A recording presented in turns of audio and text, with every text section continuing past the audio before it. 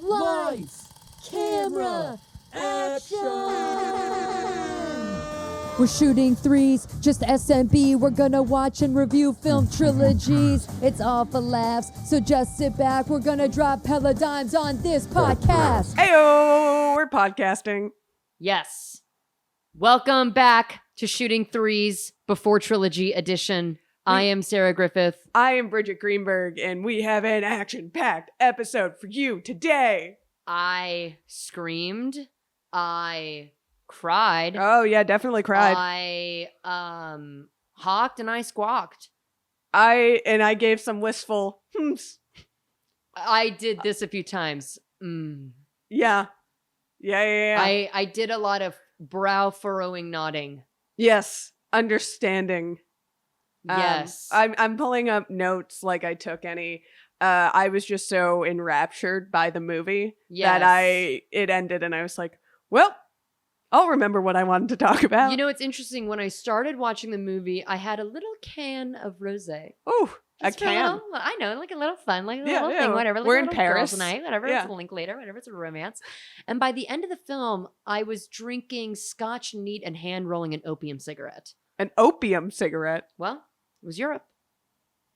Oh, okay. I was concerned for you for a second. I intellectually experienced this film. Right. Okay. This podcast. That by the end of it, I was in an opium den alongside Gotcha. intellectuals in a salon I in 19th century Paris. Yeah, which this movie does not take place in.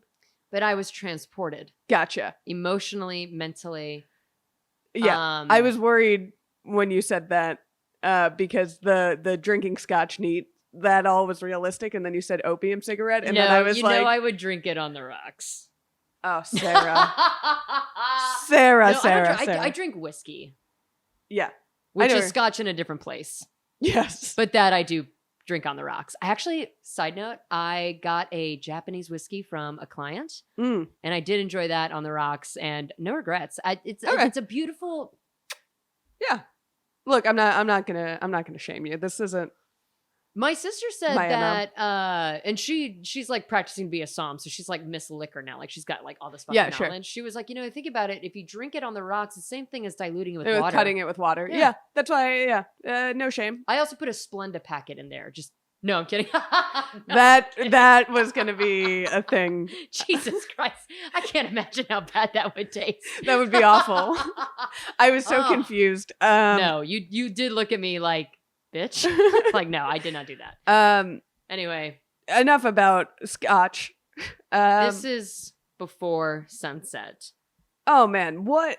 This is, I forgot going into this, and then I was like talking to a friend of mine about that I was going to go and watch this film, and they were like, oh, isn't that the best one? And then I was like, oh, it is the best one. Is this an instance where the sequel is better than the orig? Kind of hard to compare. It's always hard when they're close. When a sequel is so good, it's hard. I find like it's the same thing as like when I think of The Godfather. It's like, yeah, 2 is so good, but you don't have 2 without 1. It's kind Very of true. It's kind of you can't. It's interesting because it was nominated and I think won, but I don't know. I know it was definitely nominated for adapted screenplay, yes, which is interesting because I didn't realize it's not adapted from anything. But sequels are adaptions. Yes. Which is. Did you learn that reading the IMDb page of this? Yes. Because I did this morning. Yeah, I was like, whoa. Makes sense, but it's also like a little like. Yeah, because I was confused when I saw the nominations for adapted, and I was like, why haven't I read these books then? I know, right? And, like, what the fuck? No, it's adapted, but based on a squeakquel. Yeah, I guess we can just get into this movie, which is an emotional roller coaster, and it's something like 84 minutes. Beautiful. The art of the less than 2-hour film is so undervalued. So undervalued, and maybe a lost art these days. I mean, I don't know if maybe it's the pandemic or something that like people have just kind of forgot that human beings with obligations have to sit down and watch these movies. Yeah. So it is nice to get something in the 90-minute to like 2-hour 15. I think that's like the sweet spot. That's what all movies should live in, and anybody who makes a longer movie should be jailed. except there are some we exceptions. literally just talked about how good The Godfather is, and it's like Coppola should go to hell for making us sit through a 3.5 hour There movie. are obvious exceptions to that yes. rule, but the fact that it is becoming a norm to make to do 2.5 hours is unacceptable. Yes. Truly unacceptable. I could rant about this forever. Well, especially when, and I made this point on Twitter, if you want to go see a movie in theaters, you also have to sit through, no exaggeration, 20 minutes of trailers. So it takes 3 hours to really watch. It's a whole day. And you have to drive to and from. Anyway. And also. Exactly. No, exactly. and I agree with that dog. Yeah. They were right to interject.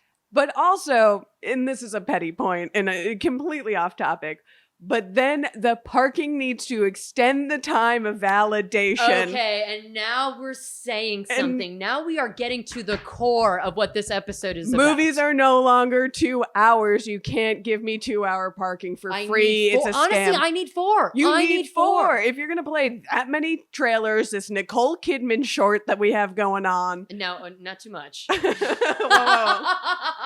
On the best thing that has happened to theaters in a long time. I like Nicole Kidman like show. that we all start cheering for it now. I don't know. I love it. Yeah. Have you seen the Matt Damon cryptocurrency commercial in theater? Because when I first saw that, I thought it was like Regal's answer to the Nicole Kidman thing. And then you're like, you're gonna have Matt Damon selling us crypto. Like NFTs or something. It's so that one is so disappointing on so many levels. I saw that with a mutual friend of ours, and out loud, both of us said, "What?" in the theater.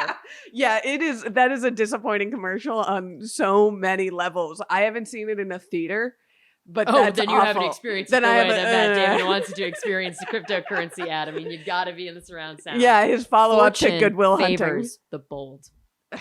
Yeah, can't say it enough. But this film is a polite hour 20 something or whatever. Yeah, and feels like a lifetime. Wow, that's really profound. Yeah, it's this and Before Sunrise are like great theater for me. Yeah, it feels like I'm watching a one act. Even though I watch this by myself, I feel like I can very easily see myself watching this with an audience. Yeah. I can hear the murmur of everybody walking away at the end of the show. Yeah. Oh, this is a silent theater. Oh, yes, absolutely. Yeah. This is something where it's like I'm just watching two people on stage. It really does feel theatrical for me in that way, because I think I've seen just my favorite kind of, well, maybe not favorite, but theater that I love to see is something like this, where it really is, hey, just two people experiencing, this is a scene from somebody's life, and then you walk away from that, and then it's almost abstract in that, you know, the conversations you have after the fact is kind of where you piece together, what did you take away? Well, this is what I took away. Right, and I think it's true of all of these movies, when you, no matter how many times you watch it, or if you watch it with people, there are always going to be certain conversations that hit you, because really each scene is just like how the scenes are separated are just conversations they're having. So like when they go into this topic or that topic, and I think definitely the things that hit me when I first watched this movie are different than the things that hit me the second time I watched it. Yes, and I say this not in a bad way, but things like this are also films where, yes, sometimes things hit your ear different, and then sometimes you kind of miss a few lines because you're thinking about something that just happened. And you're kind of just but you didn't really miss too much. You're just, it's just very real to how you listen to anything. Yeah. Let's set the scene. Let's get into it. So it's been 9 years since our heroes, Jesse and Celeste, agreed to meet on the train platform in Vienna, at the train station in Vienna. And it's also been 9 literal years since that film was released. Yes. Because Richard Linklater is a true time purist. He's a purist. He's all about authenticity. Yes. And the movie was only shot in that window. For somehow this movie was shot in 15 days, which is absurd to me. Yeah. And only shot in those couple hours in the late afternoon that they would be in, which is nuts that they got it all done in 15 days, if that's the case. But I mean, they're so into this movie, it's so lived in that they're so good in it that it feels so real. Well, and also, look, I mean, the light that they have beautiful in that afternoon block is Yeah. so gorgeous. It's- I mean, it's just a beautiful It's film. beautiful. Beautiful. But yeah, so it's 9 years later, both in the timeline of the movie and in the timeline of life. And we start off the movie not knowing what happened, but we just see Jesse. He is on a speaking tour with a book he wrote about the events of that night, and he is in a little bookstore in France, just talking about the book with some critics and reporters. Which is, of course, akin to Linklater's real experience. I'm sure, that he's kind of the stand-in to this, that same with before. Well, so I read into this. We talked about what happened last time with the woman Amy. in Philadelphia. So in real life, that is what he was hoping with that movie, that he would run into her during like the screenings of Before Sunrise, and he never did. And like 2 days before they started shooting this movie is when he found out she died. Yeah, it's something like that. A couple days. He didn't realize like all this time like she'd actually been dead. Like yeah. there was never going to be that. I think Does it inform this movie? Is that what you're going to say? No, it informs something that she says, but we'll get to that. We'll get to it. So he's walking through, which I did think like, damn, he's got a good literary agent to be like on a European book tour. Like, I don't know how big is this book? I mean, it's pretty big. It didn't draw a huge crowd, but like if you're going on a multiple city European it seems tour, like it has some heat, some buzz in the literary world. The book does take place in Vienna, so I guess it just makes sense that in the publishing world that they would push it in Europe. Yeah. And yeah, it's funny. There are 3 critics there. One that seems to be enamored that they did meet. Like the book ends ambiguously, just like the movie. It almost feels like a Linklater talk back from Before Sunrise, where you have the people who are like everyone's cynical asking, about did that really happen? And and the people who absolutely believe it, and the people who the 3 bears Goldilocks exactly. The situation person of like this way, that way, and one kind of in the middle. Yeah, he doesn't. I think more where we felt where like he wants to believe they meet, but doesn't know. Yes, and doesn't want to count on that. But we're also being treated to what I'm a sucker for this in film, flashback with like no words. Yes, I was trying to think of like the technical term for that. Yeah, lovely, beautiful, just a little taste of what we've previously seen. Yeah, and it's not overdone. Exactly. Yeah, you're not like, why are we doing? Yeah, it's not the 50 Shades montage. It's although those are good montages for those movies. The only parts of the movie very weird to compare. I know the only thing I enjoyed about the 50 Shades movies were those montages. So I do. I mean, and the soundtrack. Oh, of course. Yeah, but I like how it plays out because it's almost like these are his literal memories. Yeah. And that's how they come to him in little flashes and just little chunks. Yeah. And it's nothing specific and it's not one moment. It's just like these little glimpses of that day that is obviously he's thought about for a long time. Yeah. And then he's having this book and he looks over his shoulder and who is there? But Celeste. My first audible reaction. Oh my God. When she's there, I almost wanted to burst into tears. This movie, Linklater is so good at making you feel what the characters must feel with like so little. Yes. With so and it also a testament to their acting. That you the relationship that these three people have had over the course of these years writing these films together. You see her and it hits you with the weight that it must have hit him. I love it. It's not there's not so like a subtle fucking spotlight. It's just we see her. Like probably the screenplay just says like we see her. He sees her. It's so simple. Like no music swell. It's just like how would it. That's how it would have been in life. That's how it happens. And it still is as punchy as anything. It's like a miracle. Yeah. And I fucking know she's in this movie. Yeah. Of course. Like I know she's coming. Yeah. And yet it's such a surprise. This might be like oh my God, she's there. I might people are gonna maybe hate me for saying this. You hated this movie. No. No, I'm gonna get shit on, I feel like, for saying this. That moment, and there are a couple moments in this film that are so simple and so like not dramatically filmed, and it hit me harder than like something like the Avengers Assemble montage. Yes, like yes, of course. Yes. Okay, thank God. I was like, Yes, I love drama. I love a moment in film that's served up with a big spotlight and you make a big meal of it. Like, that's all well I and mean, good. Sarah and I almost cried during the opening to the live action Lion King. Okay, we were high. And the circle of life, I'm sorry, if you are not impacted by that, you're a sociopath. I almost left after that. I was like, I saw Well, the we movie should've. now. Yeah, we honestly should have. We should have. No, but there is something really, and that's confidence. Yeah. To be able to just put it there simply and then this It's is where confidence in your actors and what you have set in the world you've set up and the Yes. emotional stakes you've set up. even this being a sequel of like, you remember, like, we don't have to go through this day. We just see glimpses of it. We hear Mhm. what he has to say about it. And there's like, that's all you need. It's like, it's not just the confidence. This is also where I say it's almost abstract because it gives the audience the opportunity. You put the song that's playing here. You Yeah. put the words that he's Yeah. thinking here. You know, it's, how the fuck would you feel? Yeah, but if when this there was is you? there is music in this film and it's subtle, but it hits. Damn. Okay, Um, so she's there. She's there. And it's And this is the first time I've seen this film. Immediately I knew, they didn't get together in Vienna.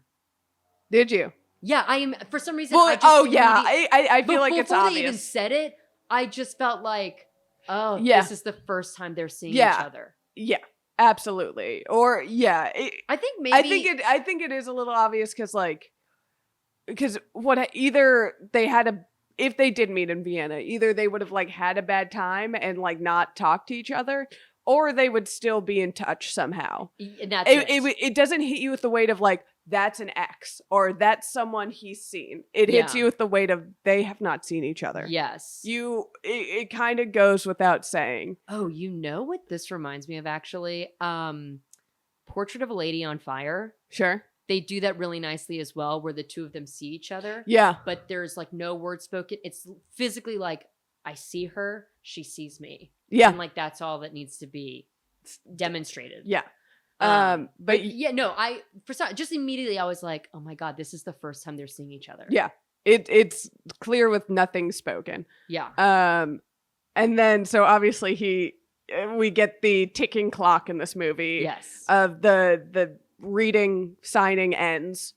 And he's trying to rush out of this bookstore, and it is his agent's like, you have to be at the airport by 7:30 at the latest, and it must be like 4:35. Yeah, something like that. Yeah. yeah, It's definitely. They have a couple hours, and he's like, Well, it's Paris, so it's, 20. sure. 17, I don't know. But yeah, so there's like, let me get the driver's number. I just gotta, he is making his way, like as calm as he can be. I will say I was kind of waiting for one of them to be like, you'll never fucking believe this, but I actually have somewhere to be.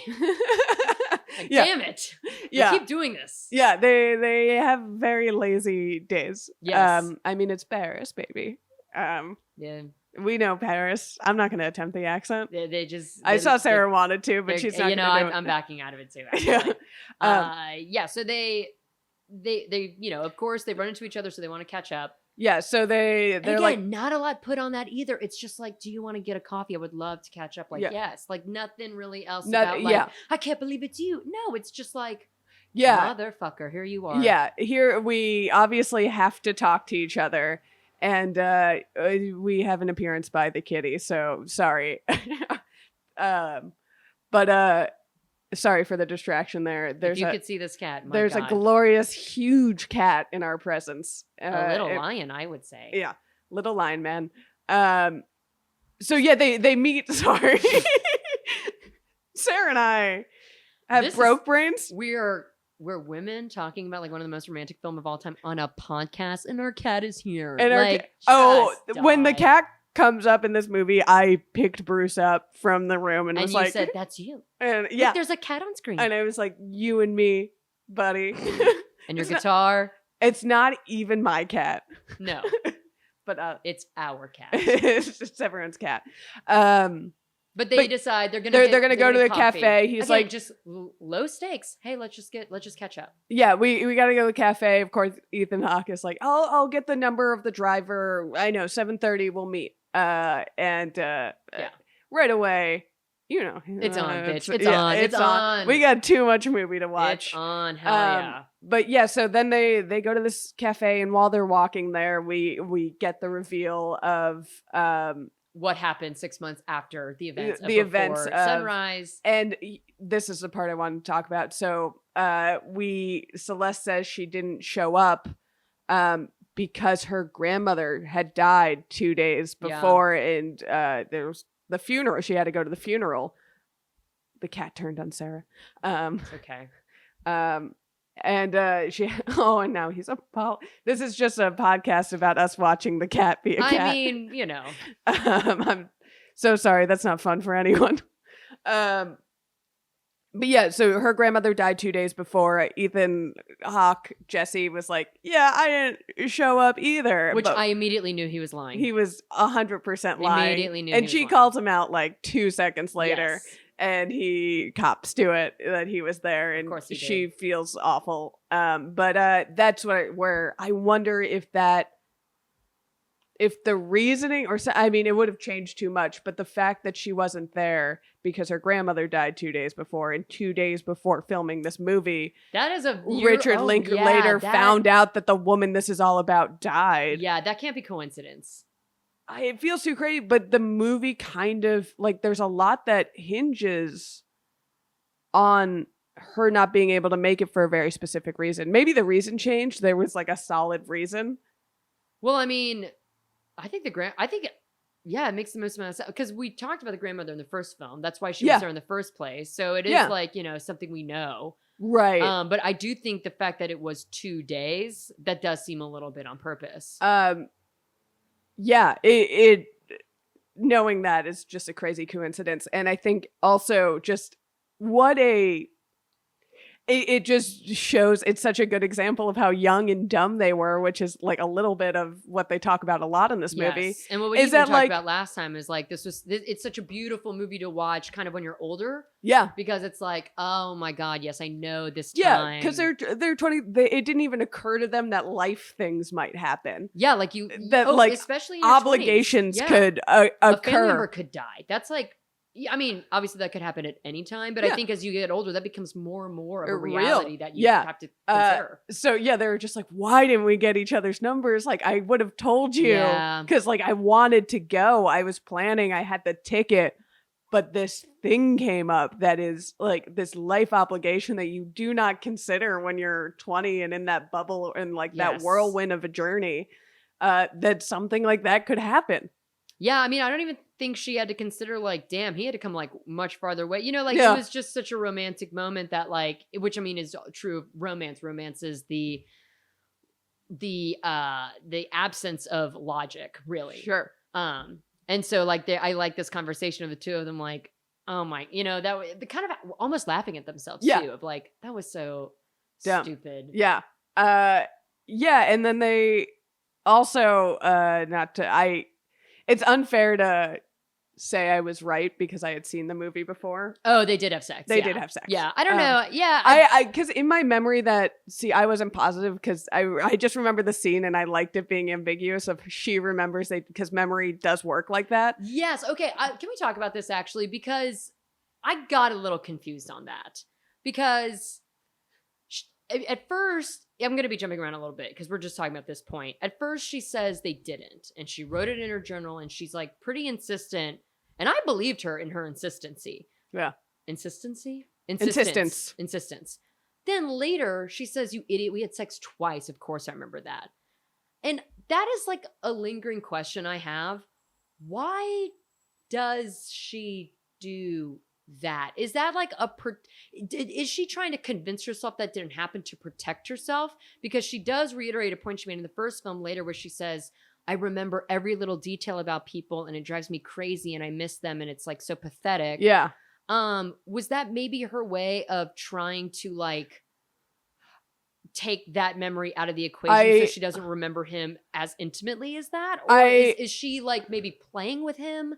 I think it is her trying to protect herself and like, because a lot of the movie she is trying to, I feel like there's a lot of like them trying to stay away from each other and them Yes. trying not to touch each Because, you know, other. the first time they bring up the sex thing, they haven't even brought up the fact that both of them are currently in relationships. And Yeah. fucking Ethan Hawke is fully married with a kid. Yeah. And yeah, I think,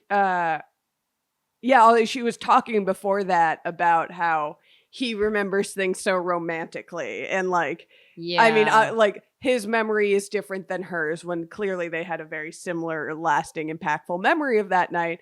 And I think it was her trying to like stand out like, oh, it wasn't that romantic. Like she doesn't want to commiserate with him about that night.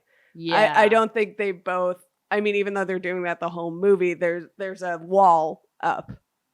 Yeah. I think she just doesn't want to get into those feelings that deeply. And then when she finally does towards the end, it's like it there's obviously meant a lot it to her. explodes. Yeah, it Yeah. explodes and it's angry and it's complicated Yeah, and because messy. that was my argument for why not to have sex, because it would hurt too much to have sex with that person. Yeah. And then it's like they're gone. No, Like, but oh, clearly fuck. they like gave into all of their impulses because yeah. they only had that moment and Had some wine. some wine. It was And a little dirty they did it in a park. I mean, damn. I But mean, they're you know, 23 and it they was the fell 90s. in love. And it was the 90s. It was, hey, don't we remember? It was the 90s. Um, Yeah, no, but that did, I mean, yeah, I guess it makes sense. I just initially I was like confused as to like that's a choice. Yeah, it's a little mean. But Yeah. it's funny also throughout this movie, they have like weird, I mean, this movie was made in 2002, 2003? It was released 04, so yeah, 04, I think, yeah. I mean, same kind of time frame. They have some like still pretty antiquated ideas of I mean, obviously True. a lot of time has passed between then and now, Yeah. but they're very like anti-therapy throughout this entire movie. It's very They make fun of therapy a lot in this It movie, is and it's so very weird. reaction. I mean, this is when I think of 04, I think of George W. Bush. Like Yeah. I think 04, like 02, 03, 04 especially was like overcorrection of PC culture that was like really coming out in the 90s. Not to bring 9/11 into literally everything, but the world was at war. Yeah, like I mean, they reference it in the movie. And I mean, actually, moving on chronologically in the film, I will say, kind of the opening, the two of them talking about like the environment, this and the other thing, the movie did lose me a little bit there, simply because these films are otherwise such a nice romantic escape. right, and then you're like hearing thinking these about people, talk kind of and they're naively and they're about close- climate change. well, Yeah, and they're close to age to us. yeah, And so it's just like, okay, I'm actually not interested in watching people like me having conversations that I have every single fucking day. Like, that is where I was a Yeah. little bit like, I'm not really paying attention Yeah, word for word on this dialogue. yeah, It's like, all right. yeah. That was. But it's very relevant of the time. It's very It's relevant. not the film's fault. No, you know. that it aged, and it's the same thing, and it's upsetting for a reason that is not anyone's fault. Yeah. But it is weird. But the therapy thing I find very strange. Yeah, I guess I didn't notice that, but For- they are very. They like several times throughout the movie they like make fun of therapy and therapists. Yeah. And like for two people who we spent one movie and now another movie talking very deeply about things you would talk about in therapy. It's just like It's very true. Yeah. like they are therapizing each other. But is that not the folly of Gen X? Absolutely. Yeah. 100%. And then That they're so counterculture that even when the culture is doing something that's like, hey, this Yeah. is actually a good thing, they're still like, fuck that. yeah. Yeah. Sorry to our Gen X listeners, of which there are 7.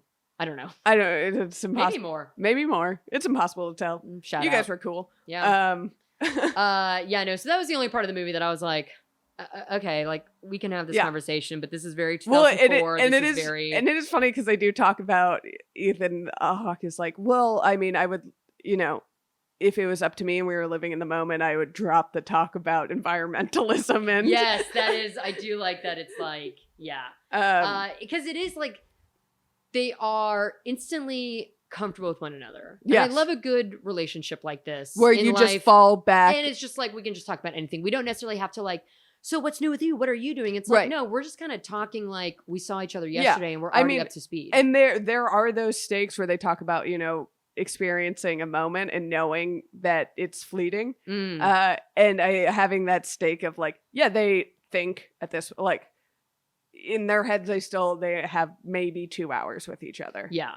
And they know that, and there's a lot to catch up on. Oh yes, of course. There's 9 years of Yes. like very important years. Yeah, there's a little thing. I think so. They get to this cafe where they're going to have a cup of coffee. Yeah. Ethan Hawke still can't speak French, which I thought was kind of a nice little, because they make such a big deal about like he's American, he can't speak any other fucking languages to save his life. Which same. There's just a little moment. She goes for a cigarette, which I'm also thinking like, damn, in America, I think in 2004 we had banned smoking indoors. Have we? Did we? 04? I feel like we were coming to the end of the smoking and non-smoking section. I think you could still smoke outside, and I think certain bars, yes. But I do remember, because some restaurants we used to go to all the time always ask smoking, non-smoking. Yeah, no. And then we're kind of phasing out of that. I think 04 in America, we're phazing out of I cigarette don't know. culture. In Florida, I was still smoking indoors in 04. Yeah. In 04. You're still having a pack a day? Yeah, smoking a pack a day. A tiny indoors. espresso and Camel. And I was 9 years old. Right. Anyway, but so this little moment, they're like, she has a cigarette. They're smoking inside. It's Paris. You can do that. Yeah. He takes the drag, and then he goes, actually, can I just get one of those? Yeah. And I feel like he hadn't smoked in years. Yes. Yeah. And it's one of those things where it was kind of the first sign to me that, like, we were talking about, like, these walls. They're obviously trying to protect each other because the feelings are very there, and they know how volatile the situation is. Yeah. He even says at one point, I mean, he's talking about other women in general, but I know it's about her. Like, if any woman touched me, I would just dissolve. Right. Because I'm so starved for romance. And I mean, she is so concerned that he hates her. Yeah. She like has like, she's like, oh my God, you must hate me. You must have like spent years. Yeah. And I don't smoke. Every now and then though, I do have the moment of like, actually, fuck it, I'll have a cigarette. Sure. Just the one.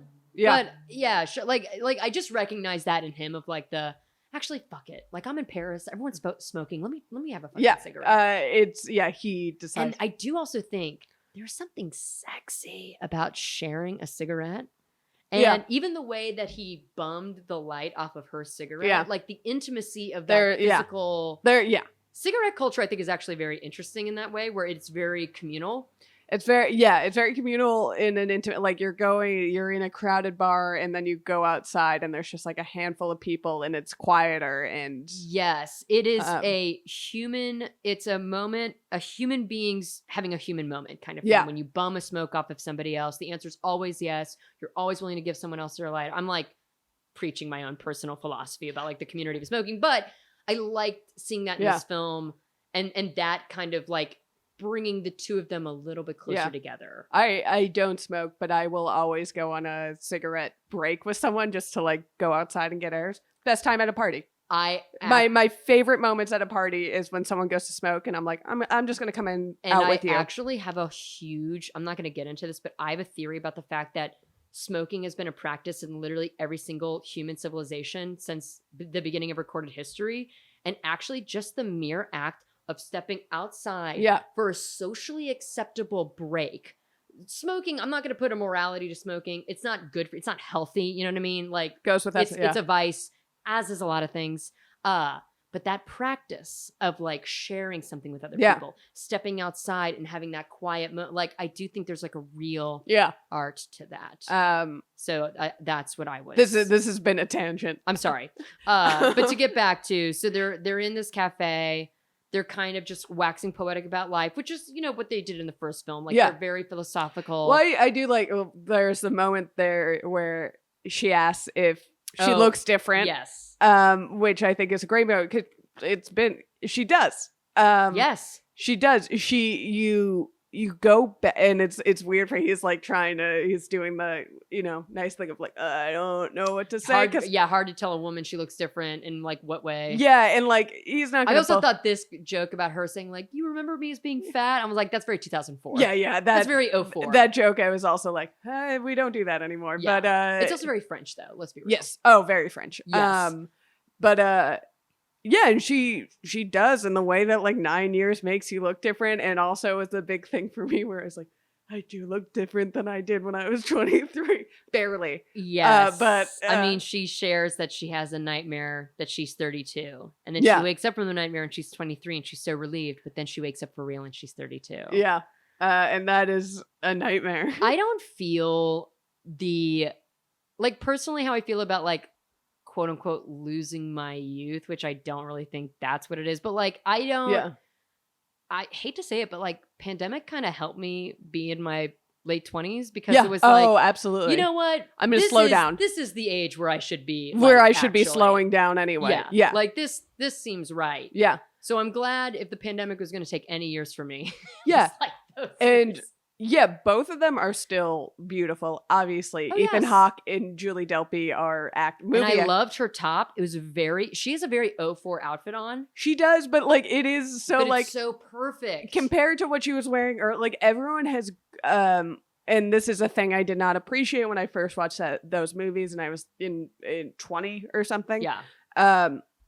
Yeah, they look different. Their clothes are different in a way that you dress different. Like Everyone has shorter hair.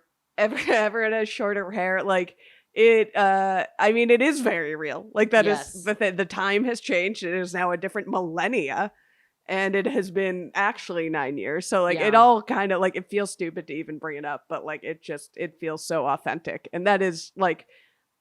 Why the movie's made the way it is. I also don't think like when you think of people in your life, you don't think of them as aging. No. Like my friends that I've had since my school days, like I don't really think of them as like, wow, they've gotten so old. Like, no, it's just the natural progression. Yeah, but and then it's like, oh shit, my friend bought a house. Like, yeah. Damn. And also even just like me living in Los Angeles, you're in a little state of Arrested Development kind of. Everyone's young. But even now I'll like go through my closet or something, cleaning it out, and see something I wore when I was in my early 20s and be like, why did I wear that? Yeah, I wouldn't wear that now. And like I don't the think clothing of a child. And I don't think of myself as someone who has changed. Yeah, no, I get that. I also think another little moment of intimacy that I love to see. She takes her hair down. Yeah. Come on. I mean, that is sexy. First of all, brave. To wear your hair up and then take it down in public like that, no mirror. Whew. You have to have full confidence in your hair. Yeah. But also her hair is kind of a mess. Yeah. And it's kind of a mess in the first film. This is like her French kind of like, I don't really care. But she has that good messy hair look. Oh, and she's beautiful. So like it doesn't fucking matter what her goddamn hair looks like. Her face is perfect. Yeah. Yeah. But like it's that, so like he says, fuck it, I'll smoke. She says, fuck it, I'll take my hair down. It's like they're almost they're back chipping in time. away. Yeah, the years they're getting back and they're finding that youth again. Yeah, they start as two people in their 30s with separate lives, whatever, and as this day progresses, they just become younger and younger and younger, and I think more reckless in that. Oh, for sure, in the best way possible. Every decision Ethan Hawke makes to postpone him going to the airport, him going a little further with her. It's like he's becoming younger. And younger. It's like name a man in his 30s that would just miss a flight. I mean, not spoilers, but like, damn, dude, that's like something you do in your 20s. Here's the thing, though. He also didn't pay for that flight. Very true. If I didn't pay for the flight, I'd be a little more reckless. Yeah. I mean, the poor driver is the guy I feel bad for. He's getting paid. But he's getting paid. He's getting paid. I don't mean to skip ahead like that. So they, I think in this cafe time, it's kind of unspoken that's like, okay, well, we need a little bit more than just a coffee. Yeah. And I think Ethan Hawke is the one that's like, well, fuck it. Since I'm here, let's go on a walk. Be somewhere. And I also did think I am kind of new to like anti-car industrial complex thinking in America. Sure. And these are films that have to take place in Europe because where in America, other than like the beach, could you just say like, why don't we just walk around? I will say East Coast cities. Well, because they're like 200 fucking years old. Yes, exactly. That was something I did, and it's funny. The first thing that came to mind was like that is something I would do in Philadelphia a lot. Well, New York. I mean, you could do this in New York. Like there are those walkable cities, but it has to be. Yeah, there's like it was before roads and cars became popular. Yeah, or like everyone had one. And these are they're now in. They've been in 2 European cities where you really can just meander. Yeah. Well, you can loiter. Right. And they stumble upon this beautiful garden, or not stumble upon, but she takes him to this garden where they start talking about sex more. Yes. And there is this weird moment where they're talking about how they had sex in the park, yes. I believe. And yeah, this is the first time that she's like, no, I remember it and we didn't. they're talking about sex somehow, and they're like, well, they're talking about living in the moment, being more aware of the moment. And I do love the moment in the cafe where he's like, yeah, when I was 23, I felt like I was always like looking at the future, and like it feels more immediate now. Getting older, how they liked getting older because everything feels more immediate. And she asks, well, do you feel like you appreciate the moments now? And he goes, no. Yeah. Which was a great, very true thing. And very real. He's real for that. Yeah, that conversation kind of leads into the next one where she's like, if you were to live in this moment, where would you go? And she said, I would take you to a hotel room. Yeah. And she's like, well, why not here? Joking around. And then he takes it. This is like the most physical they get, though, the whole film. They don't kiss in this film. No. The only kissing hug once. Yeah. And that hug, though. Says everything. I almost melted. We need to talk about that when it comes. Yeah, and then he takes it a little too. So he like grabs her and playfully like takes her to the bench, and he like it was a little too much, and he like apologizes. I feel like this almost immediately prompts the question of like, sorry, you seeing anybody? Yeah. Because it's like, well, why did you stop?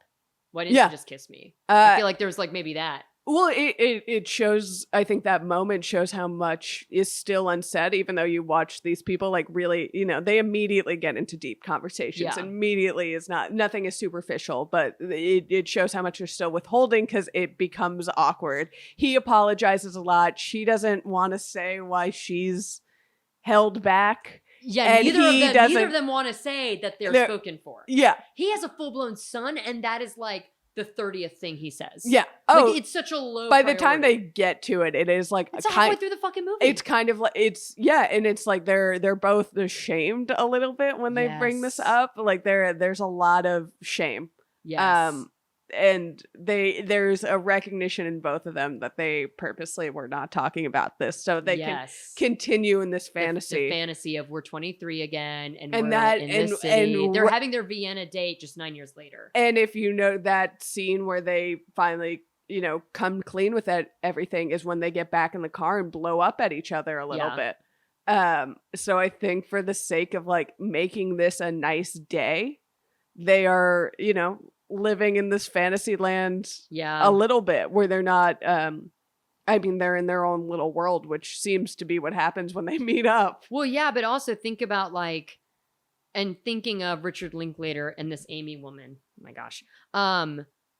It's like this is the day the two of them have been thinking about having for 9 years. Yeah. They have probably rehearsed 100 million things they would say to one another. And it's just scary to actually express that.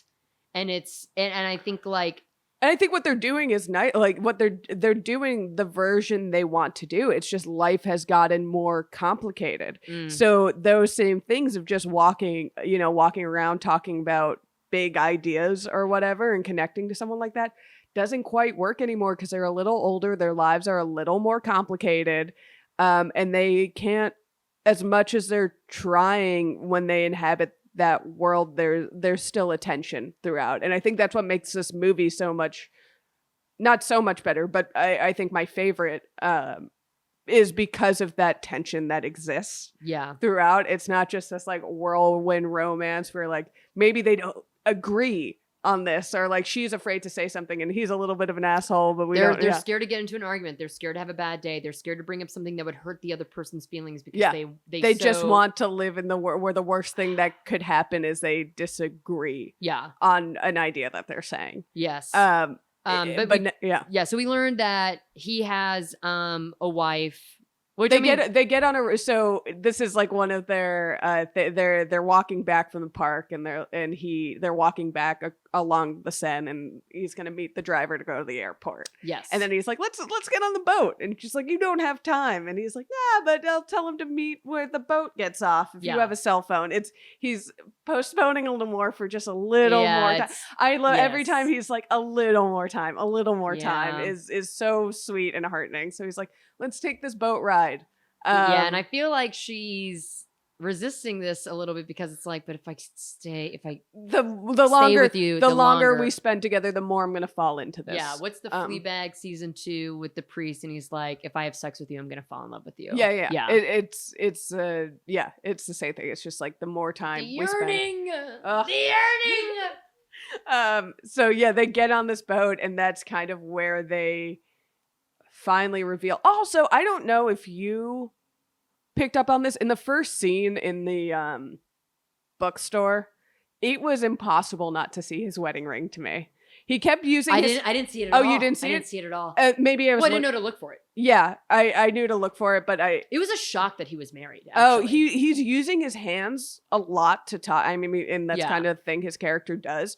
But like his fingers are spread open. Wow. So I was just like, interesting. I was like, did they shine that up, or am I just noticing it more now? But as someone who's new to this, I think it's suspension of disbelief on my part that I can't, because I want to believe so badly these two are single and available and they can be together. Yeah. And so I think like I literally just don't even. Yeah. Oh, I love when a movie can do that. Yeah. To me, I was like, he's wearing a wedding ring. And they're showing, I don't think I noticed. Wow. I'm someone, this is not that like, this is going to sound weird when I say it. It's not a thing, but I never noticed a wedding. Like when people have engagement rings, I'm never the girl to be like, oh, let me see the ring. Yeah. I don't notice jewelry. We're not jewelry people.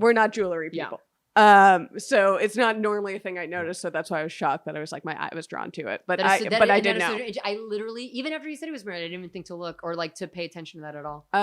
But yeah, they finally says it out loud. I forget what prompts it, but something about like, how is your life going? How is work? Like, I think they're like, we talked a lot about things, but like, how is your life going? I think because both of them, I think like that, because they see the driver when they get to the boat, or they talked on the phone to the driver. And so like the reality of like, you only have 10 more minutes. You only have 15 more minutes. Yeah. You only have 30 more minutes. Like, I think with that reality closing in, it puts the pressure on the two of them to be like a little bit more honest and like, okay, since we don't have a lot of time left, like, you know, they start to just become a little bit more brutal in just like what they're saying. Yeah, also because like they're talking about personal things, but they're talking about their idea of personal things. They're talking about how they feel about things like sex now or things about aging. Like they're talking about big ideas, but none of it is that it's personal, but not how are you, what is going on in that world for you, not just what are you thinking about. And what is also interesting that I meant to bring up earlier is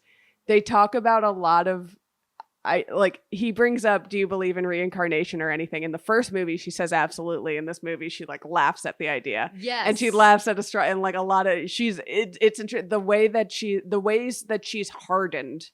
I was going to say, they haven't necessarily flipped roles literally. Yeah. But isn't it interesting? Because he was the one that was skeptic of fucking everything in the right. first. And he's the one who went to the well, Buddhism, you know, the Buddhist philosophy is this. Yeah, he's studying with monks and stuff. And she, And I mean, it shows how. Now she's the one that's like, you know, oh yeah, they'll suck your cock if you go to the monastery. Like she's the one that's a little bit more abrasive about like, it's just a bunch she of tells the shit. weird story about a homeless person this time.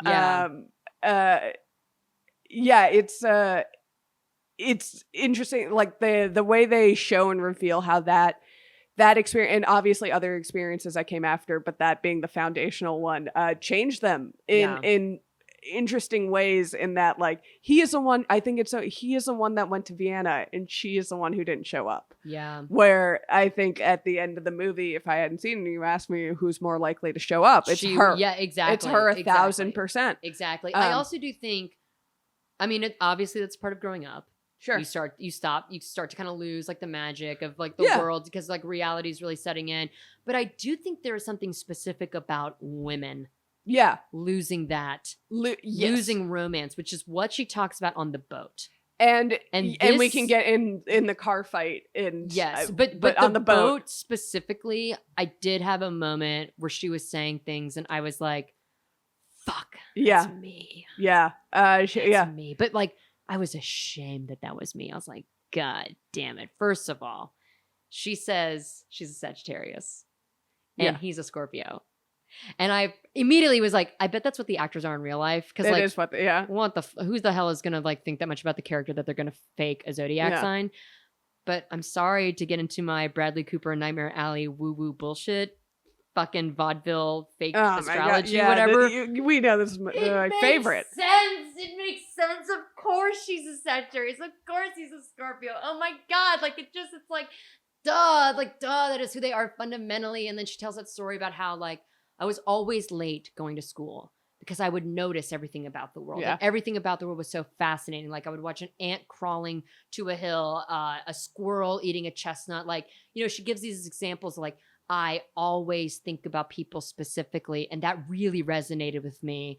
And it reminds me of, oh my God. She has ADHD. So she definitely, but also it reminds me of something that happens in Lady Bird that also when I saw it, like, devastated me. When Lady Bird writes like her college entry exam, whatever, about Sacramento. And her instructor, the nun, is like, the way you write about Sacramento, you must really love it here. She goes, well, I don't really love it here. I just pay close attention. And the nun says, well, don't you think that's the same thing? Mm-hmm. Noticing details, paying attention. Is that not what love ultimately is? And so like she's talking about in more words, like her love and fascination and her genuine curiosity about for the rest of the world, it was never reciprocated to her. Yeah. And she says that thing. I think I wrote it down, actually. I mean, I don't need to quote I this mean, verbatim, it also goes to, she's working at an environmentalist lobbying firm too. That too, yes. Like, but like she says, you know, I think this goes more into the car conversation. These two things are like one and the same. So I can't really go in chronological order. But when she finally gets to saying, you know, I'm the woman that men love to say, thank you so much. You taught me all about love. And now I get to give that to another woman. And she says, and this is where I was like, fuck. She says, no one asked me to marry them. I would have said no, but would have been nice to be asked. I loved that line so much. I get that. Oh, to pour yourself into every teeny tiny detail of the whole world, and then, no one else in the world ever gives that back to you, and the world itself doesn't even give a shit about you. And she talks about her philosophy in this movie is I love it, and it's her outlook on the world and things. A woman in her 30s. I relate to so much when she's talking, especially about her work, and she's like, the people who care, the people who really make a difference don't have the ego to be leaders. They are just trying to get pencils to people. And I love that conversation where she's like, it's not about changing the world. It's about, we need to give these kids pencils. Yeah. That is as simple as it can be. Yeah. How do we get pencils to this school? And that's it says so much about our outlook, that love. I mean, and I think it's true. Like, it's about the noticing the tiny details and even the gaps that need to be filled in. Yes. And even at the end of the film where she's talking about Nina Simone and the way she used to dance on stage, it's like she loves Nina Simone. She loves that performance. So of course she's so detailed, and the way she moves her hips, like that is love to me. It's like these details you can remember about people. I will also say earlier, Ethan Hawke, when they're first talking and they bring up the grandmother, and Ethan Hawke is like, oh, the grandmother in Budapest. I think that's like where it was, whatever. And she says, you remember? And he's like, oh yeah, I remember like everything. Yeah.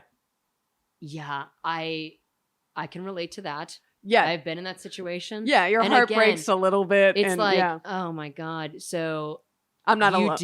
You do remember me as well as I remember you. I mean, this whole movie is them realizing they are not alone in the feeling, like that what happened was real and special and not something that they made up. It's just so scary to be the first person to say that meant everything to me, and I think about that all the time, and I'm in love with you. I mean, like, it's scary. That is the undercurrent. They like throughout the movie are admitting how, like, admitting in a cagey way how much that day. But again, it reminds me of, well, don't you think that's what love is, when you pay attention to something, when you know the little details, and they know they remember everything about each other and from like fucking less than 24 hours hanging out together. Yeah, I mean, and it's like how much time slowed down in that moment during that day, and how much they must still think about these details about one another, because that's the thing too. Like, oh yeah, I can remember that from like 10 years ago or something. When you think about it, like almost every day,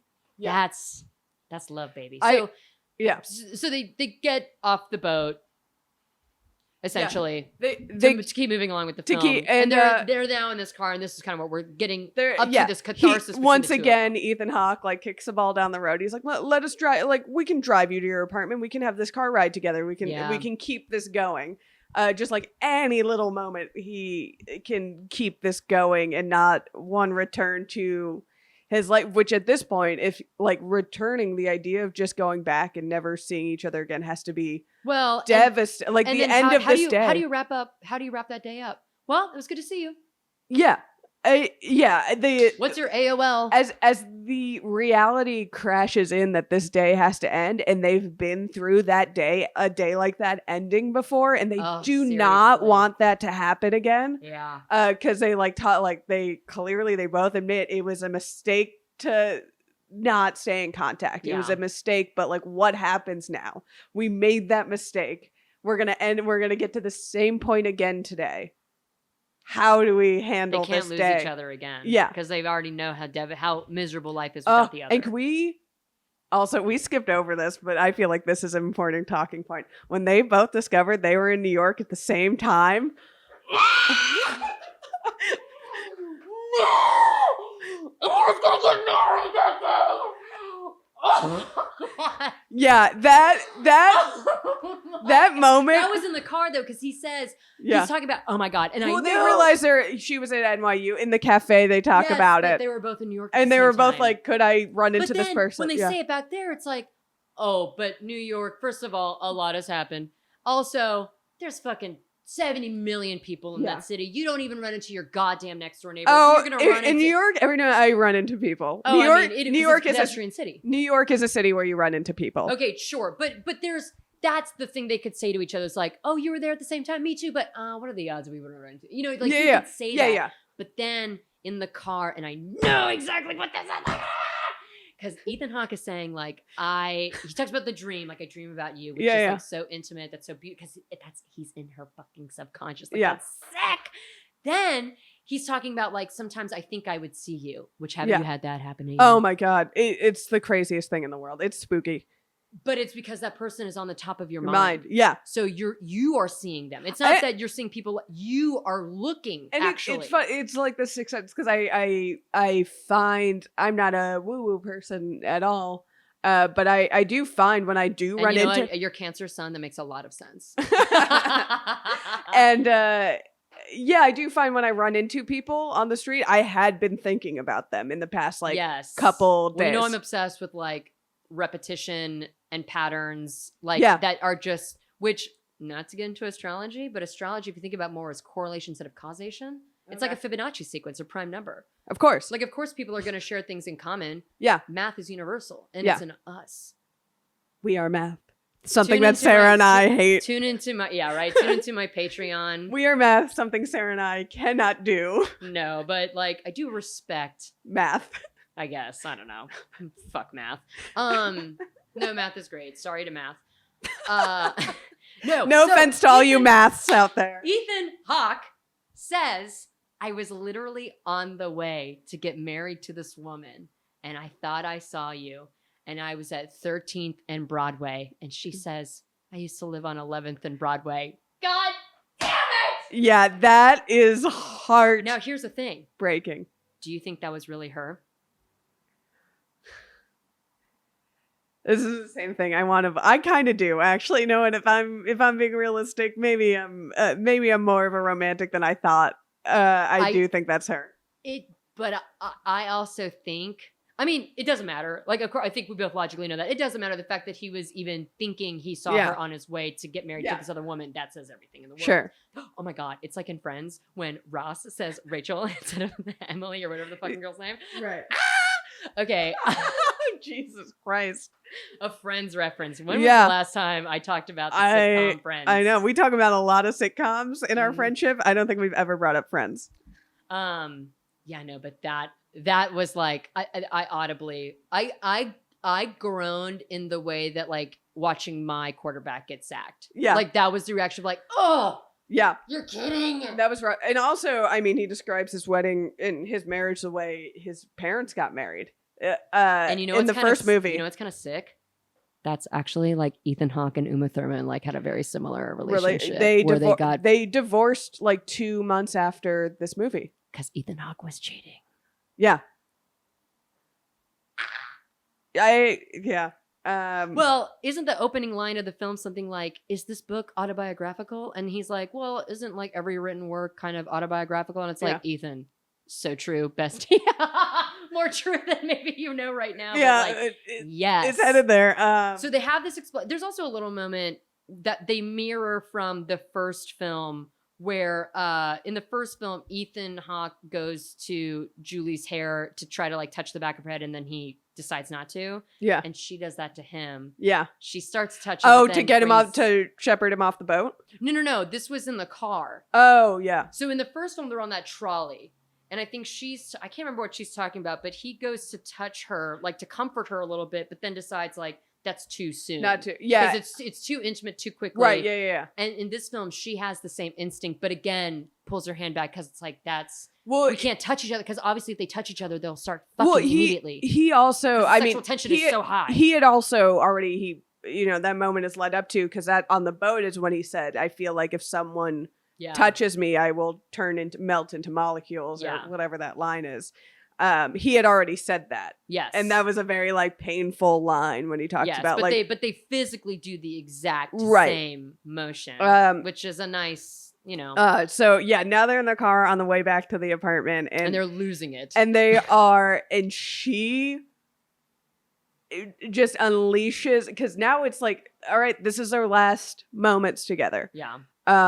This is really like the stopping point. They are taking her home. He is going to go to the airport, and they kind of let loose, because he was just kind of complaining about his marriage and how he always thinks of her. And she previously mentioned like she's dating a war photographer, which is kind of nice because he's never around, and like actually like she enjoys her alone time, but she doesn't enjoy being lonely. Right. Which that was another thing that I was like, she kind of is also less in the state of arrested development, where she's kind of trying to recreate that night with every other one of her relationships, where all their moments together are fleeting, because he is always going to go off to another country to shoot war. Yeah. And so when they come back, it becomes this like whirlwind kind of thing before he has to leave again, and it's a dangerous job. She might never see him again.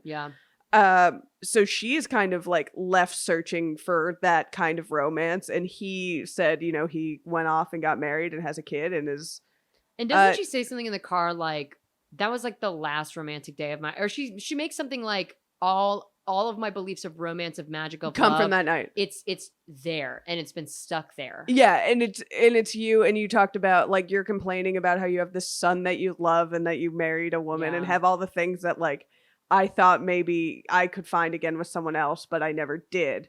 And you just like went off and did that. I wish someone would have asked me to marry them. I would have said no. I would have said no. I loved it. And that's really when I was like, I would have said no is so good. Yeah.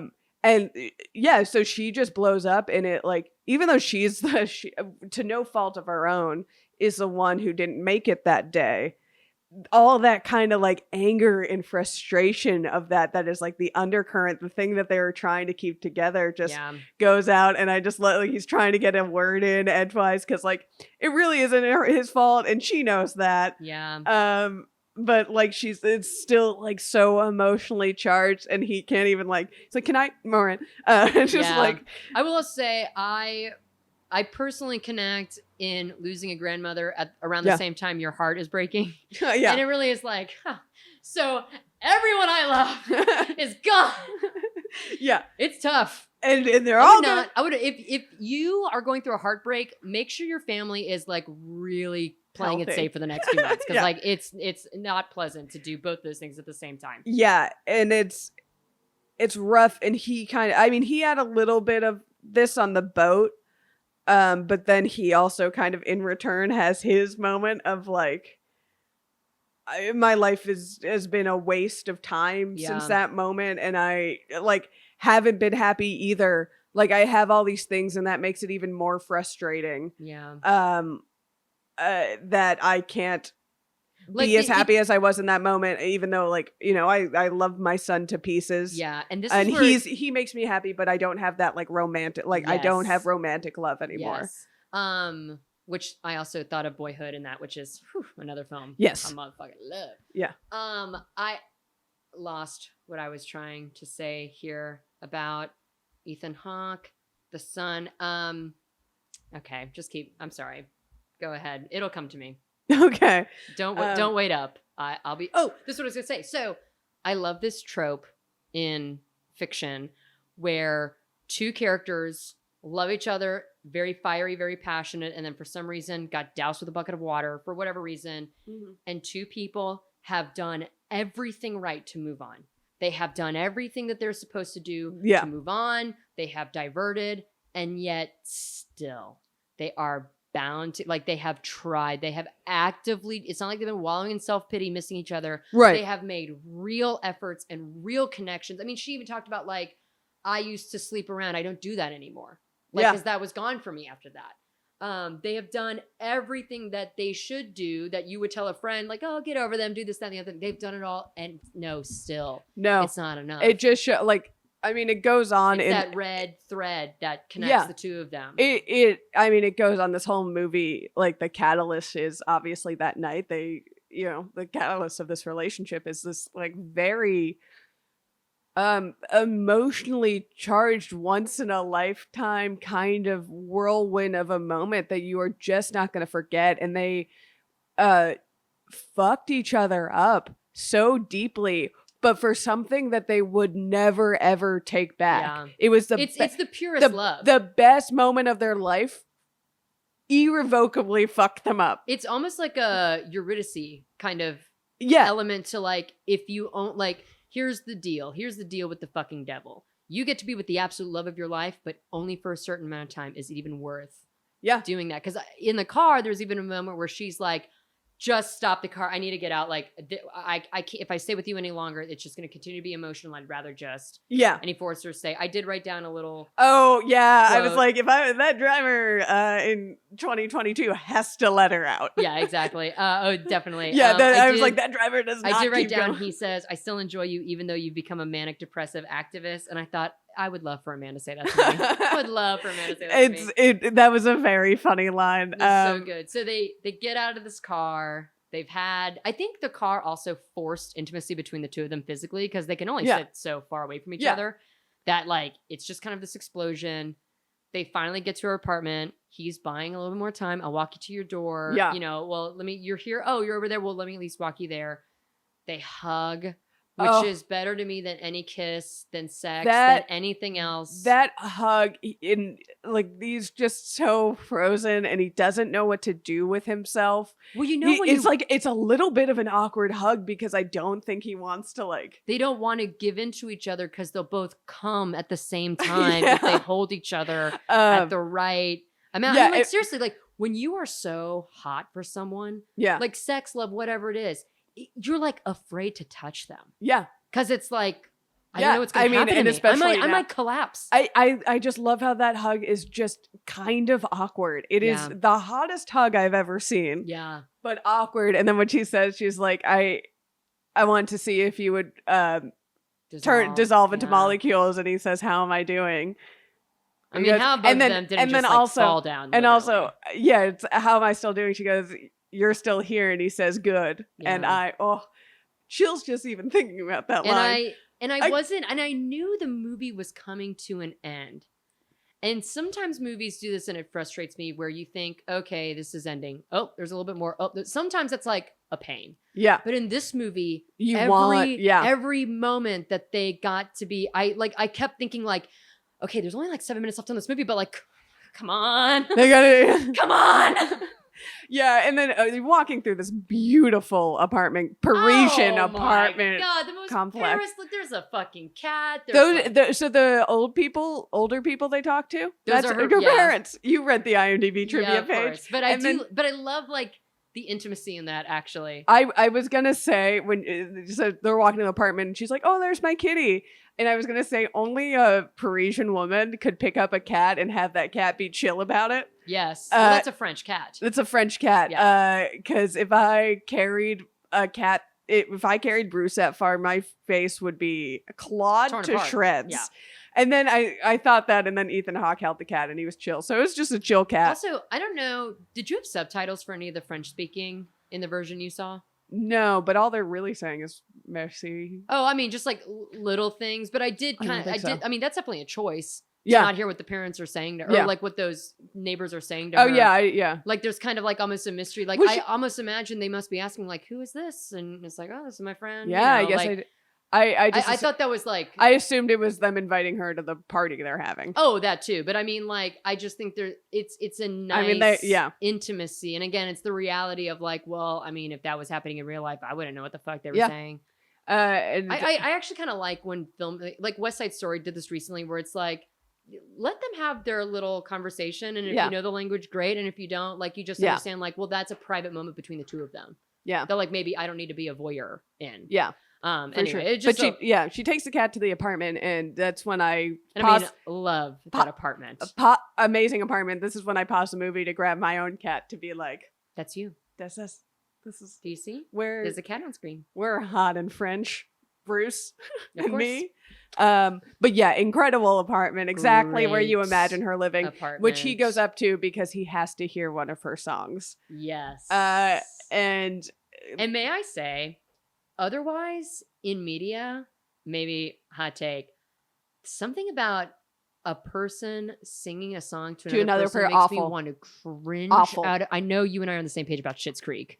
awful, yeah. That is my one thing where it's like that romance. Not is, the show is awful. No, the show is great. No, but I that do. scene where he's singing like, simply the best. I don't love it. Yeah, It and, like my spine disintegrates. and there are a couple moments. There's that euphoria moment, which everyone cringed at, I think. I didn't even watch that episode because I knew. I was like, I can't. I can't watch that. I genuinely hate that. But in this one, Okay. I loved it. Could cry, could listen to that song forever. So beautiful. Julie Delpy, what a beautiful voice. And she wrote those songs.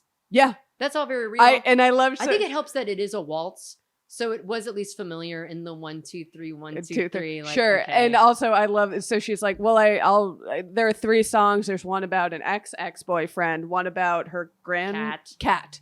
And she's like, and a waltz. a waltz. She wasn't gonna say what it was about, but then Yeah. like immediately He's it's like, so "That's the one I clear. wanna hear." His face is just, he's so in Yeah, love with her. I just felt Oh. so relaxed watching this, where normally when someone takes out a Yeah. guitar, I'm like, oh God. Oh, and I mean, beautiful voice, beautiful song. Watching him react to it, his reaction. You almost see it in his face. He's thinking like, I'm not getting on this fucking plane. Oh yeah, he's like, I can't I'm get on stuck this here. plane. You're Yeah. just like, I am stuck here. I will watch this woman. Like a true siren song. Yeah, Like, just like I will watch this woman forever. yeah. And that Because really, he doesn't. you have to love someone a lot to sit there and have them sing a song and Yeah. look at you direct. Like that is so Awful. intimate. And it's also intimate for her to share. Like, okay. to do that song to even. Would sit- you yeah. ever read a poem you've written out loud? No. To literally Have anybody? I? And we've talked about this on our other podcast, Rough Stuff. Yes. And it's a shame point. But I don't even think I could read a poem I read out loud to a cat, Yeah. let alone a song. Well, I mean, a song is a poem, really. Yeah. That's so. It's bravery. It's and vulnerability. It's very intimate too. It's very intimate, and And her bravado to keep his name in the song too, and not like shy Yeah. away from it, but like, no, And- this is your song. and she talks about his penis in the song. yeah, That's when she uses his name. yeah. Um, And then like he says like, oh, I bet you replaced that name, and she's Yeah. like, oh, of course I do, and it's like they both know it's not true. Yeah. Yeah, and then because she finishes the song, and that's why he went up to the apartment. But then he's like looking through her records, her CDs. yeah. Um, Well, she's like, okay, one song, but then you really have to catch your flight. But then they get up there, and she's like, can I make you a tea? yeah, and like she is making him tea. We know Yeah. not getting on that fucking plane. But then the song ends. No, it's so true. Once you bring a man into your apartment, it's over. Honestly, it's Yeah. over. You're either gonna fuck or he's gonna stay there forever. Yeah. It's never like you go up to an apartment, you hang out, and then it's like, well, I gotta Goodbye. get going. Yeah. It's They listen to Nina Simone, which I already talked about. He puts on Nina Simone, and they talk about her and seeing her live. She must have just died. Yeah, I guess. In the timeline. But she does her Nina Simone impression, which is the sexiest thing I've ever seen in my life. And I mean, you texted me this when you finished watching the movie. Oh my God. Her Have I heard a line at the end of a movie as good. Yeah, because he barely says a word the entire time he's in this apartment. No. He is just like, I'm fucked. He's just like, Molly, you are in danger, girl. Like, he's in the spider's web and he's stuck and he is thrilled about it. Yep. He's not going anywhere. And yeah, she does this Nina Simone impression and he is just watching her with like the awooga eyes. Yes. Her embodying Nina Simone. And to do an impression that well, seriously? Yeah. Is impressive. I mean, I think you have to be a sexy French woman to do that. Not that it's a contest, but I think Julie takes my MVP of this film. Yeah. Oh, yeah. But then she utters that iconic line. In the Nina Simone voice. Baby, you're going to miss that plane. Baby, you're going to miss that plane. And he says, I know. I know. And it is, yeah, he is so sexy sitting on my couch. Can I tell you? So... Yes. And you know what's funny? I had heard that line before, baby, you're going to miss that. Like, I knew that was attached to something romantic or culturally. Yeah. I didn't know it was this. So when it happened, it really did take my breath away. Oh, Bridgett, even if I'm not kidding. It's a breathtaking moment. It's like, so this is how I physically reacted. I was on like a sectional couch, like on the chaise part of it. So I could really like lounge. Yeah. I did not even mean to do this funnily. I just did this because I guess I'm a naturally dramatic person. Hard to describe in this audio medium, but you know the international sign of like drama where you put the back of your hand to your forehead and kind of like, yeah. I did that literally. I literally did that. And not only did I go, and I fell back into the chaise, but then I burst into tears. Oh. And I cried like that. Like a cartoon character. A cartoon opera singer. Like a cartoon poodle in a Disney movie. Yeah, like an opera singer, a cartoon opera singer. And then the dog said he started barking. And I was like, please. Yeah, these are movies that you are stuck watching. It was so cathartic. It was like a bubble popped. And then finally, like all the emotion that I had been experiencing along with them finally came out.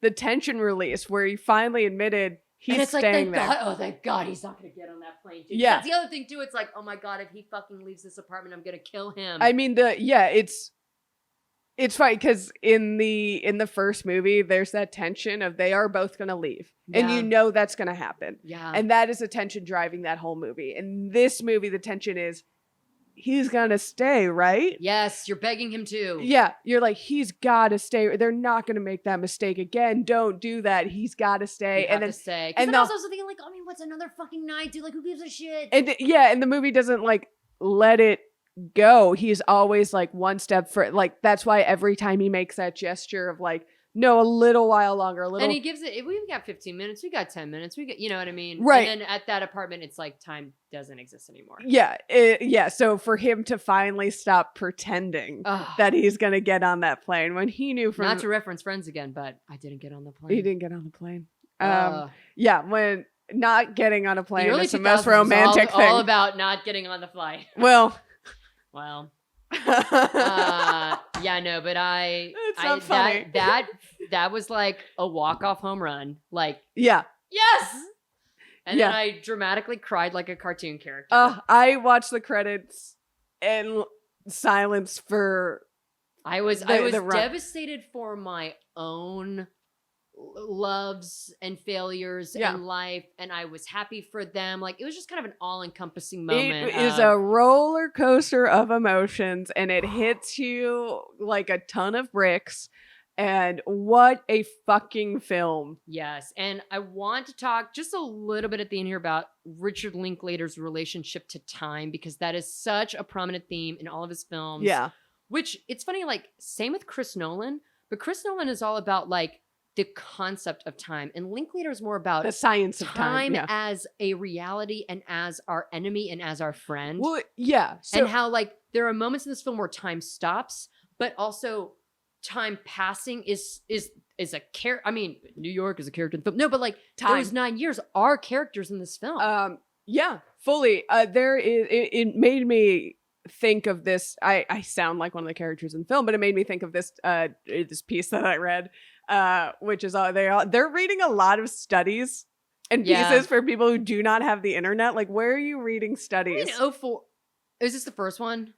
They talk about he's reading studies in the first one. He's reading studies in this one. Like it was just a thought I had. But yeah, they do be reading.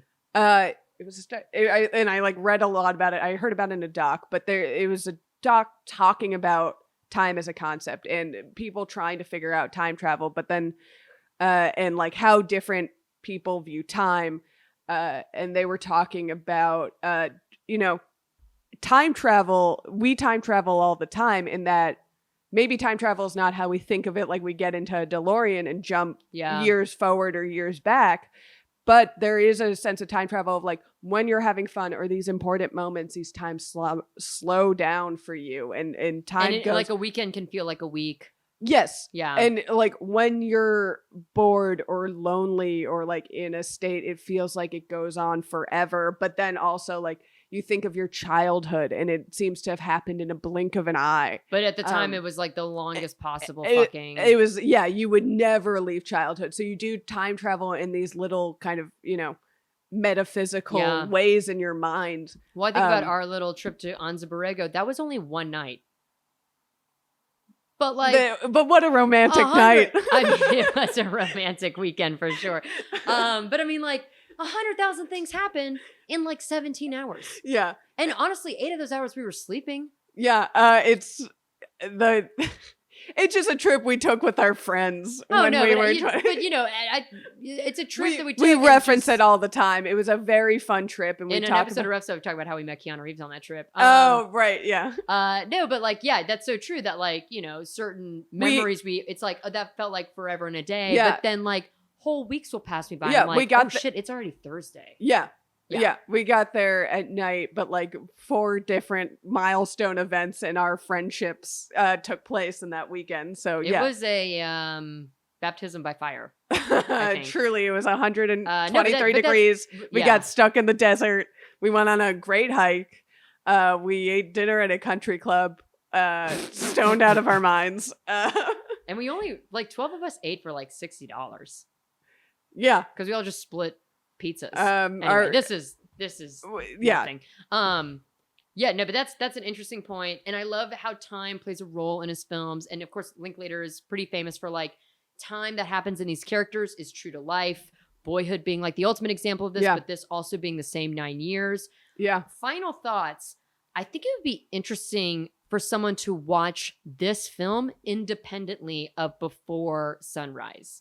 Like if I showed this film to somebody who had never seen any of them before, what would their impression be? I think the impression is I gotta watch these other movies. Well, definitely that. Because the friend I was talking to about going home to watch these movies. She's like, "Oh, I watched all 3 in one sitting." Oh, because I had never seen them, and so my friend and I sat down to watch. We watched the first one, and then like we immediately had to watch the next one, and then immediately had to watch the next. Yeah, I guess that makes sense because the end with the like they're gonna meet back again. But I do like. I think this movie 100% holds up. You understand everything if you haven't seen the first. And normally it is the worst fucking thing in the world that a sequel can do, where the characters in the sequel are just like nonstop living in the first movie. Mm-hmm. But in this film, it's like, well, yeah, that's what they have to do. Yeah, it works so well. So I have given my ranking so far that I think I like this movie better than the first. Yeah, I mean, they're so different, and I do think my age and life experience, like, of course, I think I agree with you that this is the one that I think is really gonna hit home the most. Yes. I don't know if it's my favorite necessarily, but it is the one that I think I can connect to the most. Sure. Yeah. But I wonder if I had seen these earlier, or maybe if I'd even seen them later. Yeah. How would I feel? These, I think that's another thing that... Because they're presumably going to be older in the next one. Yes. So that is also going to be interesting to watch. Yeah. I think about, to compare to another piece of art, Adele, when she released 30, Yeah. she said, like, you know, the label wants her to be on TikTok and this, that, and the other thing. She's like, this is not an album for people in their 20s. This is for who is making art for people who have already lived that life. I think who is making art that can resonate to people who've been divorced, people who've already tried things and have failed, people who are rebuilding their life, people who are pivoting their life in a new direction. Yeah. And I think this is a great example of art that really does speak to an audience that maybe doesn't get spoken to enough, which is like the people who are on to the next chapter of their life, but still feeling and like... know what? It's funny because that you reference Friends so much, because that was the whole conceit of Friends. Yeah, true. Was, you know... I mean, no one told you life was going to be this way. Yeah, it was people in their 30s and all they had was each other. Which, like, actually, not to keep talking about Friends, but it was at the time a pretty revolution. Because, like, if you think about sitcoms, they were all families. Yeah. And now it's like, no, but these are people who are just, like, doing their best. Yeah. Anyway. Or it was Seinfeld. Also, Friends, the series finale of Friends came out the same year that this film came out. So, like, actually, like, okay, yeah, there is something to be said about Friends in this film. Sure, yeah. But yeah, these films are so good, and this one adds so much. And the next you know one, what? I'll be honest. I am excited because this is I saw the third one first. So I'm excited to now go back to the third one, having seen the rest of them. I almost regret picking it for this show because these are films that, like, I feel like even talking about them, it's like maybe not. It is. I mean, there's lots to talk. Like, there's plenty to discuss, and like for me, this show has been the excuse for me to watch these films, so that's all well and good. But there are some aspects about the thing that it's like, it's so personal. It is. Yeah. It is such a personal movie, and after our last recording, I thought like, wow, that was more personal than like any of our recordings of Rough Stuff. I felt true. Well, because I mean, what could be more personal than love? But what's the Scorsese quote? The most personal is the most profound. Sure, and that's what we'll leave you here with the Scorsese quote. So thank you for listening. We're clocking in at close to an hour and a half, so almost as longer than the film. Oh, Jesus Christ. If you're on the Small Beans Patreon, thank you. Yes. Shout out. We love you. If you're not and you're not a donor, or a patron, consider throwing the Patreon a couple bucks. And if you don't want to do that, that's fine. You can leave us a review on iTunes or wherever you are listening to this, and it helps the algorithm like us better. Yes. We're also on Twitter. Yeah. At @SK_Griffith. And at Bridgett Tweets. You can... 3 T's. 3 T's right in a row. You can follow us there. And thanks everyone for joining us on this very special, romantic episode of Shooting Threes. This has been a Small Beans endeavor. We're a bunch of pals who make podcasts, sketches, music, web series, and movies. The beans always have new ideas percolating, so make sure to check us out at patreon.com/smallbeans. That's patreon.com/smallbeans, where you can browse all of our current and past content, see what we've got planned in the future, and learn how your support can help the small beans grow into huge, giant monster beans. If you enjoyed this content module, please like, rate, subscribe, or tell a friend about us. We love you.